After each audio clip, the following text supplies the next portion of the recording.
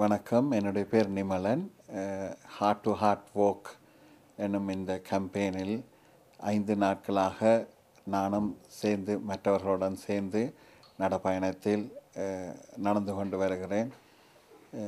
இது ஒரு மிகப்பெரிய ஒரு தொடர்ந்து நடக்க போகிற ஒரு நிகழ்வாகத்தான் நான் கணிக்கிறேன்.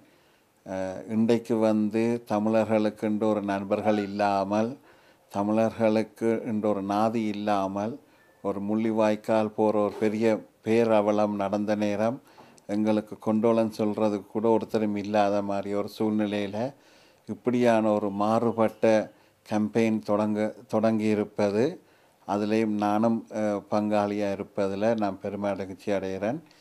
இந்த ஹார்ட் டு ஹார்ட் என்னும் இந்த வோக்குண்ட அடிமன ஆள் நிகழ்வை நீங்கள் பார்த்தீங்கன்னா, நாங்கள் நன்றி உள்ளவர்களாக உண்மையாகவே கிராட்டிடியூடாக இருக்கிறோம்ன்றதை இங்கத்திய மக்களுக்கு, பிரித்தானிய மக்களுக்கு காட்டுவதற்காக ஆரம்பிக்கப்பட்டது. ஏனென்று சொன்னால், இலங்கை தீவில் எந்த விதமான ஒரு சுதந்திரமோ எந்த விதமான ஒரு உரிமை என்று கதைக்கிறதுக்கோ இல்லாத ஒரு சூழல் இருக்கிறது, அனைவருக்கும் தெரிந்தது. ஆனால் இந்த நாட்டில் நாங்கள் குடிபுகுந்து அத்தனை சுதந்திரத்தையும் நாங்கள் அனுபவிக்கக்கூடியதாக இருக்கிறது. இதில் இதுக்கு பாடுபட்ட இங்கத்தைய இராணுவ வீரர்களும் இங்கத்தைய மக்கள் இதை எங்களோடு சேர்ந்து அனுபவிக்க விட்டவர்களுக்கும் நாங்கள் நன்றியோடு இருக்கிறோம். அதே நேரத்தில் இங்கத்தைய 2வது தலைமுறையாக இருக்கக்கூடிய ஆட்களுக்கு உண்மையாக போர்ன்றதை காணவில்லை. அவர்களுக்கு உண்மையாக சுதந்திரம் என்றால் என்ன, ஃப்ரீடம் என்ற வேல்யூ, லிபர்ட்டின்ற வேல்யூ, இதுவெல்லாம் அவர்களுக்கு தெரியாமலே இருந்திருக்கிறது.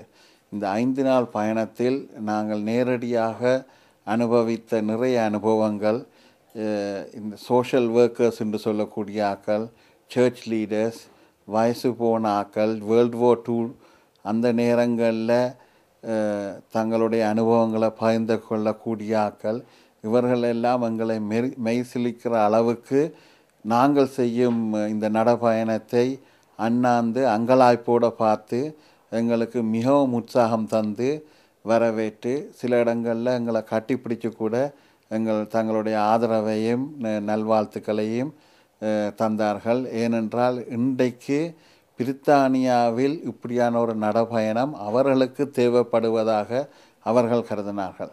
அதே சமயத்தில் தமிழர்களாகிய நாம் இதை செய்யும் பொழுது எங்களுக்கு இலங்கை தீவில் இப்படி ஒரு சுதந்திரம் இல்லை என்றதை தெளிவாக சொல்லக்கூடியதாகவும் இருக்கிறது.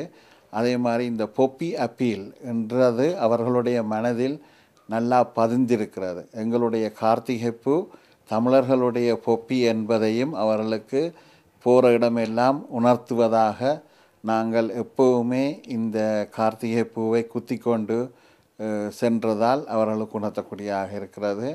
நாளை இறுதி நாளாக இருப்பதால் அனைத்து தமிழ் மக்களும் உங்களுடைய நண்பர்களையும் கூட்டிக் கொண்டு 5 மணி போல் டவுனிங் ஸ்ட்ரீட்டில் சென்று முடிவடையும் இந்த நடைப்பயணத்துக்கு பேராதரவு நல்கும்படி உங்களுடன் தாழ்மையுடன் கேட்டுக்கொள்கிறேன். இன்றைக்கு சென்ட் ஆல்பன்ஸ் என்ற இடத்திலிருந்து நாளைக்கு காலையில் 9 மணிக்கு மேயர் அவர்கள் ஆரம்பித்து வைப்பார்கள். நாங்கள் வரும் ஒவ்வொரு நகரங்களுக்குள்ளேயும் அந்த நகர சபை தந்தை மேயர் அவர்களால் எங்களுக்கு வழி அனுப்ப வைத்து அகவணக்க செலுத்தி தமிழரின் தாகம் தமிழீழத் தாயகம் என்ற தாரத மந்திரத்தை சொல்லி அதனுடைய விளக்கத்தையும் விளங்கப்படுத்தி தமிழ்ஸ் thirst for freedom என்பதையும் விளங்கப்படுத்தி நாங்கள் இந்த நடைப்பயணத்தை தொடர்ந்தும் செய்து கொண்டு வருகிறோம். துண்டு பிரசாரங்கள் கொடுத்து கொண்டே வருகிறோம். நாளைக்கு 9 மணிக்கு சென்ட் ஆல்பன்ஸில் இறுதி நாளான நடைப்பயணம் தொடங்க இருக்கிறது.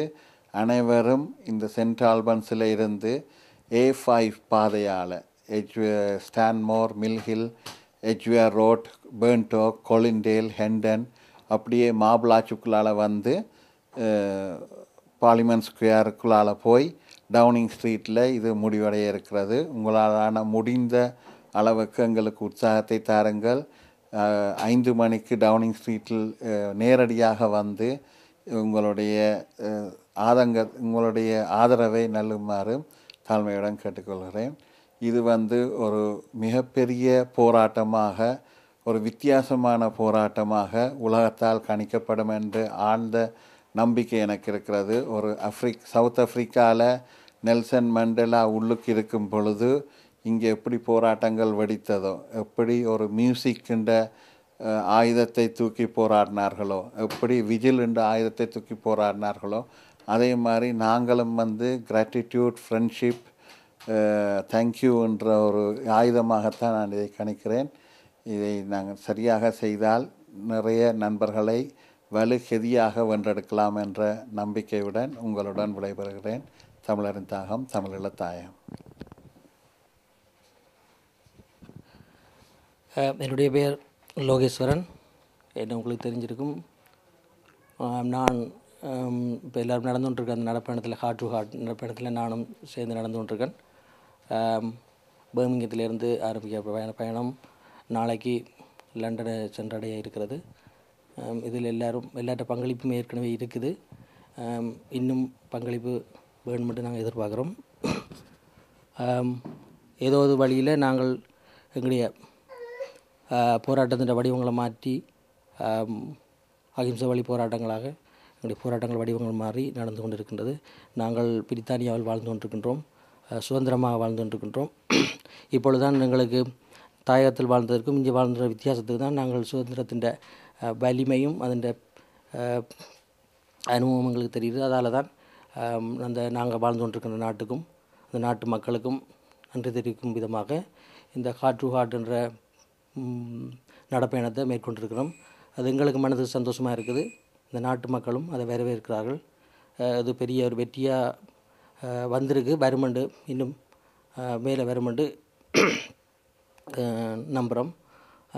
அதோட எல்லா மக்களும் இதுக்கு பங்களிப்பு தந்து இந்த நடப்பயணத்தை ஊக்குவிக்கணும். நாளைக்கு பின்னேரம் இந்த நடப்பயணம் முடிய இருக்கிறது. எல்லோரும் வரணும், இதுக்கு பங்களிப்பு தாருங்கள். அதோட நாங்கள் சோர்ந்திருக்கிற மாதிரி எனக்கு தெரியுது. இந்த வகையிலும் நாங்கள் பின்தள்ளப்பட இல்லை. சில போராட்டங்கள், சில பின்னடைவுகள் ஏற்படும். ஒரு பஸ்ஸை விட்டால் நாங்கள் மற்ற பஸ்ஸில் ஏறி போகிறோம் இல்லையா, இல்லாட்டி நடந்துட்டானே ஊர் போய் சேர்றோம் இல்லையா. அதே மாதிரி ஏதோ ஒரு மாற்றங்களை ஏற்படுத்தி எங்களுடைய போராட்டத்தை நாங்கள் முன்னெடுப்போம். தாயத்தின் அல்லப்படுற எங்களை மக்களை நாங்கள் ஏதோ ஒரு வழியில் கரம் கொடுத்து தூக்கி விடுவோம். அவர்களும் எங்களைப் போல் சுதந்திரமாக வாழ எங்களால் இயன்ற எந்த விதமான போராட்ட வடிவங்களை நாங்கள் மாற்றினாலும் சரி, எப்படி என்னன்னா நாங்கள் எங்களுடைய கடமையை தொடர்ந்து செய்யணும் என்று கேட்டுக்கொள்கிறேன். எல்லாட்ட பங்களிப்பும் கண்டிப்பாக தேவை. தமிழரின் தாகம், தமிழீழ தாயகம் வெல்லுவோம். நன்றி, வணக்கம்.